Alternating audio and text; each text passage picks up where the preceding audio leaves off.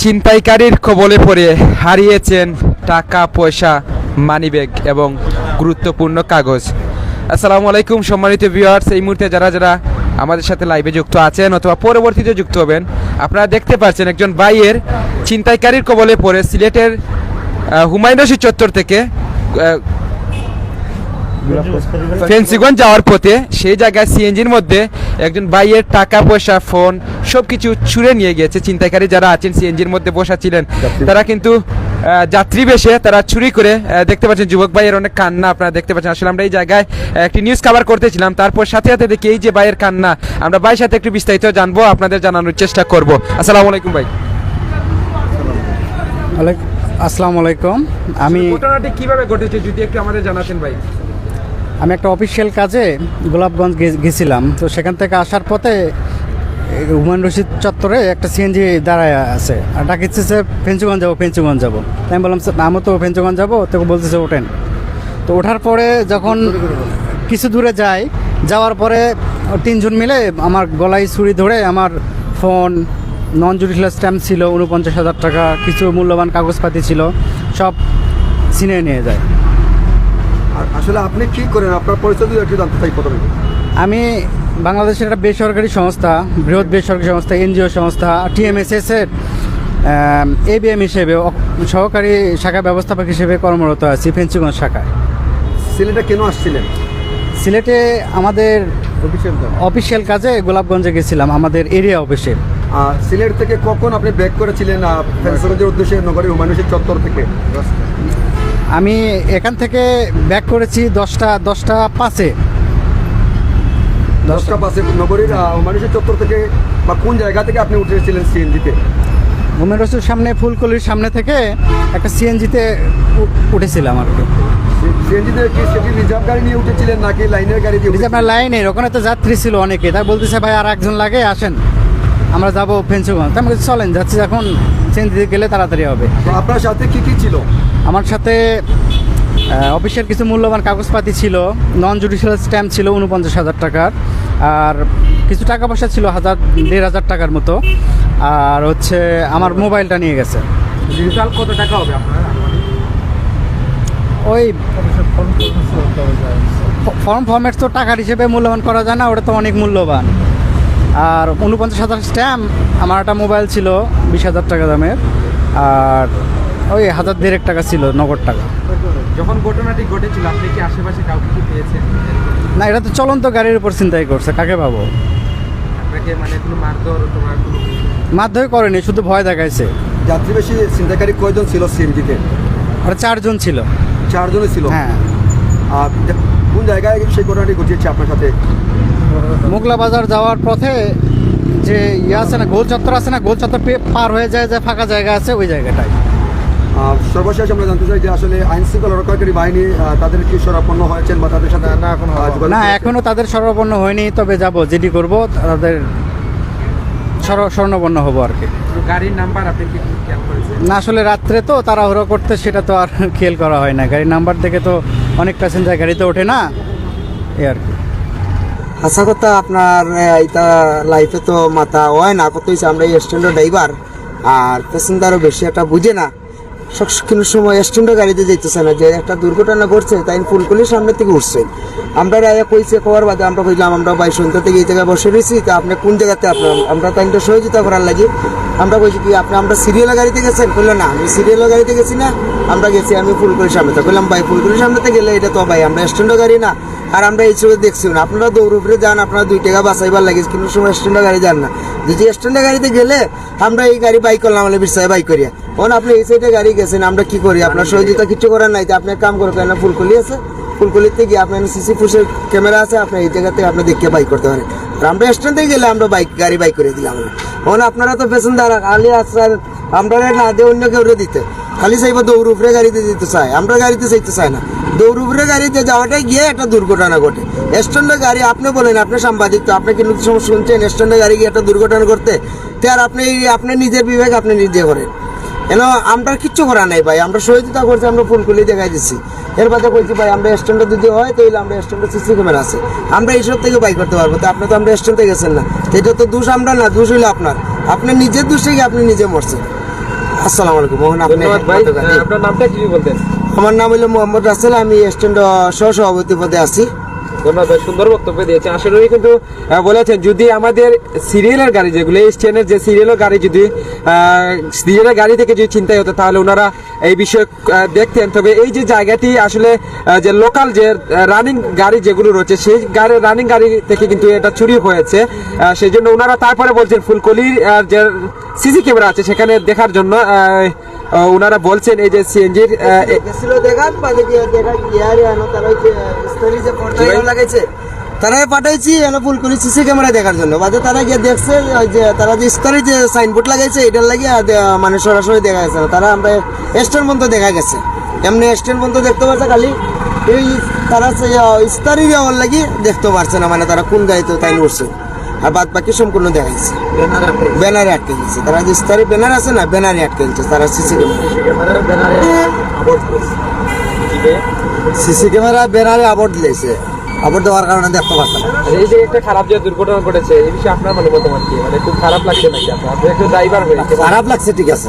এই যে ভাইয়ের যে কান্না, একজন যুবক ভাই উনি আইছে তো আমরা সাথে আইয়া ওখানে আলাপ করছি, আমরা সহযোগিতা করছি ভাই। আর কি সহযোগিতা করবো? ওখান টাইম এটা নিজে ভুলে গিয়ে একটা অ্যাক্সিডেন্ট হয়েছে, এটা তো আর আমরা কিছু করার নাই। আমরা শুনি এইরকম দুর্ঘটনা হয়, চত্বরে এরকম দুর্ঘটনা হয়, এটা আমরা শুনলে কি করবো?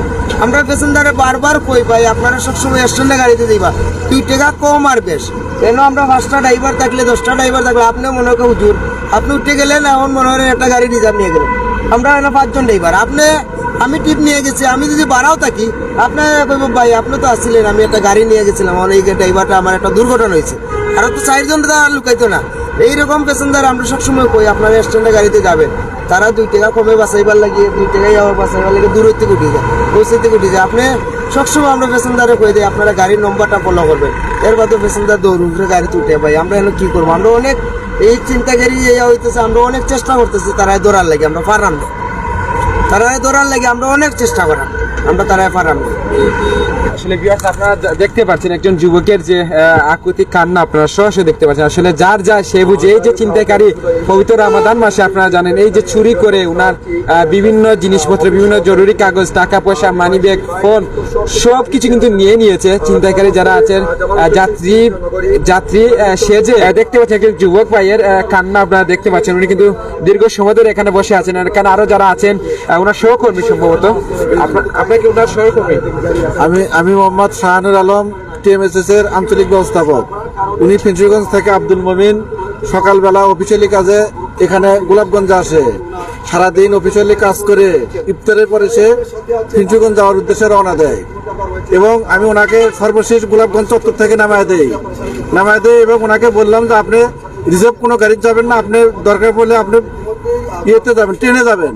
উনি একটা চিন্তাকারী খপ্পরে পড়ে এবং মোবাইল টোবাইল নেওয়ার পরে ওনার তো কোনো মোবাইল নাম্বার জানা ছিল না, ওনার শাখা ব্যবস্থাপকের নাম্বার ছিল, ওখান থেকে উনি যখন ওনাকে কল দেয় উনি আমাকে আবার কল দিয়ে জানায়। তখন আমরা ইয়ের থেকে আপনার গোলাপগঞ্জ শাখা থেকে আমার স্টাফ নিয়ে আমরা সবাই এখানে আছি এবং থানার উদ্দেশ্যে আমরা এখন যাচ্ছি, ওখানে থানাতে যাচ্ছি। ওখানে আমরা জিডি করব এবং বিভিন্ন সময় বিভিন্ন তথ্য পাই কিনা এগুলো আমরা খোঁজ খবর নেওয়ার জন্য এখানে আসলাম। এই যে আপনারা যখন খবরটা পেয়েছেন তখন আপনাকে মানে এই অবস্থা পরিস্থিতির মধ্যে খবরটা আপনি দিয়েছেন, উনি দিয়েছেন নাকি? না, উনি তো আমার নাম্বার মুখস্থ নাই, ওনার যে ম্যানেজার আছে ফিঞ্চুগঞ্জ শাখা তার নাম্বার তার মুখস্থ ছিল। উনি ওই বাজার থেকে একটা মোবাইলে জানাইছে যে আমাকে আমার সমস্ত কিছু ছিনতাইকারী নিয়ে গেছে। তখন ওখান থেকে আবার ওখানকার ম্যানেজার আমার নাম্বারে আবার কল দেয় যে মুমিন তো আজকে ছিনতাই কবলের পড়ে গেছে, আপনারা কোথায় আছেন তাড়াতাড়ি আসেন। আমরা শোনা মাত্রই আমরা এখানে চলে আসলাম, মনির চত্বরে চলে আসলাম। ধন্যবাদ। আসলে সিলেটের মধ্যে এরকম একটা যে ঘটনাটি ঘটেছে, বিশেষ করে ছিনতাইকারী যারা ছিনতাই করেছে, হয়তো সে বেশ হতে কয়েকদিন এই টাকা দিয়ে খাবে ঘুরবে, তারপর হয়তো তার এই টাকাটা খরচ হয়ে যাবে। কিন্তু এই যে ভাই কান্না দেখতে পাচ্ছে, ওনারা কিন্তু ভিতরটা ফেটে যাচ্ছে। আমরা যতটুকু দেখেছি যার চিন্তাই হচ্ছে সে বুঝে তার কতটা জরুরি কাগজপত্র ছিল। আসলে ভাইয়ের সাথে আমরা কথা বলেছিলাম, উনি ভালোভাবে কথা বলতে পারছে না, কারণ উনার চলে গিয়েছে, উনি বুঝবেন উনার কি গিয়েছে। আমরা সরাসরি আপনাদেরকে দেখানোর চেষ্টা করেছিলাম। আমরা প্রথমে প্রথমে শুরুতে ভাইয়ের সাথে কথা বলার চেষ্টা করি। আসসালামু আলাইকুম। ওয়ালাইকুম আসসালাম। ভাই, আপনার যারা টহল পুলিশ যারা ছিল তাদের কি আপনাকে সহায়তা দিয়েছে যদি জানান? তারা শুধু আমাকে ওয়াইন চত্বর পৌঁছে দিয়েছে এই পর্যন্ত আর কি, আর কোনো সহযোগিতা করেনি। যখন এই ঘটনাটি ঘটেছিল মানে কয়জন ছিল গাড়ির মধ্যে, একটু যদি আমার বিস্তারিত বলেন। 4 জন ছিল, 4 জন। 4 জন ছিল। আপনি মানে পিছনে না সামনে ছিলেন? আমি পিছনে ছিলাম। পিছনে মানে বাম সাইডে না ডান সাইডে? হ্যাঁ, পিছনে ছিলাম, ওরা সাইডে ছিল, দুই সাইডে 2 জন। আর আপনি? আমি মধ্যে ছিলাম, মাঝখানে ছিলাম। আপনাকে মধ্যখানে কি ওরা কি দিয়েছে নাকি আপনি ইচ্ছা করতে পারবেন? না, একজন এমও বসা ছিল, আমি তো উঠছি, আরেকজন পরে উঠছে। মানে এই জায়গায় উঠছে নাকি সামনে গিয়ে? না, ওরা সামনে যায় উঠছে, সামনে যায় ওই ড্রাইভারের ডাকে তুললো যে আসেন আসেন আসেন, তখন উঠছে। ড্রাইভার নিজে ডাইকা তুলছে? উনি কি নিজে মানে যে লাস্টে উঠছে পিছনে উনি কি নিজের ইচ্ছা কি করে উঠে না? ওটা তো বলে লাভ নাই, কিভাবে উঠছে, ওদেরই চক্রান্ত, ওটা ওদেরই চক্রের একজন। আচ্ছা ভাই, ঠিক আছে, ওকে, ধন্যবাদ ভাই। আসলে ভাই কিন্তু কথা বলতে পারছে না, দেখতে পাচ্ছেন সরাসরি লাইভে। আপনারা যে যেখান থেকে দেখছেন আসলে ওনারা আমরা যতটুকু শ্রোতা করতে পেরেছি ওনাদেরকে জানিয়েছি বলে আপনারা থানায় গিয়ে জিডি করেন, কারণ এই যে জায়গা আসলে সিলেটের মধ্যে এরকম একটা নেককারজনক ঘটনা।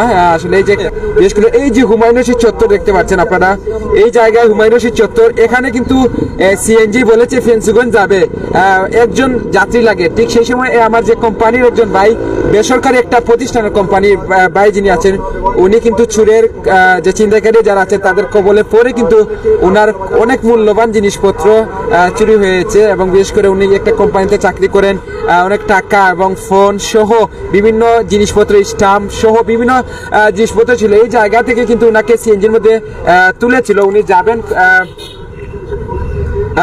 যাবেন বলে এবং গাড়ির মধ্যে উঠেছিলেন সিলেটের যে ফেন্সিগঞ্জ আছে, ফেন্সিগঞ্জে যাওয়ার জন্য কিন্তু উনি উঠেছিলেন। এই যে ছিনতাইকারীরা ছিনতাই করে ওনার টাকা পয়সা সবগুলো কিন্তু নিয়েছিলেন। একজন যুবকের কান্না আসলে আমরা দেখেছিলাম, এই বাইটি রাস্তার পাশে বসে অনেকটা কান্না করছেন।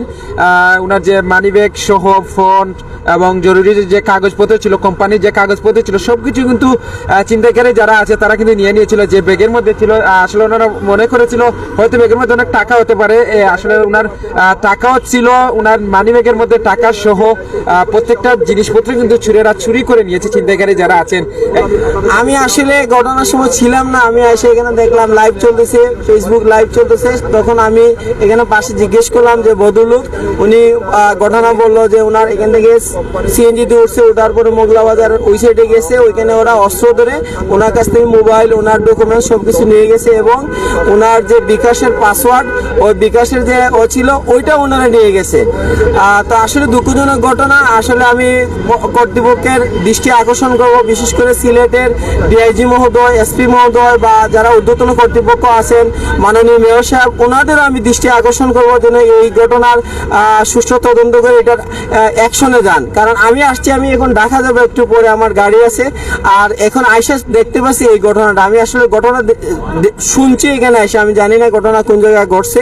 আমি যখন দেখলাম অন্যান্য ক্যামেরা লাইভ হচ্ছে তখন আমি আসছি এগিয়ে। তো আমি সবাইকে বলবো যে আপনারা সতর্কভাবে চলাফেরা করবেন। এটা নতুন কোনো ঘটনা নয়, সিলেটে অহরহ ঘটছে, আপনারা সবাই সতর্ক থাকবেন। আর প্রশাসনকে বলবো আপনারা এদিকে একটু দৃষ্টিপাত করেন, বিশেষ করে মাননীয় মেয়র সাহেবকে বলবো, আর আমাদের সিলেটের 1 আসনের এমপি মহোদয় যারা ডক্টর এম এ মুমিন সাহেবকে বলবো আপনি ওই দিকে একটু দৃষ্টি দেন, যাতে আমাদের সিলেটের সুনাম অক্ষুণ্ণ থাকে।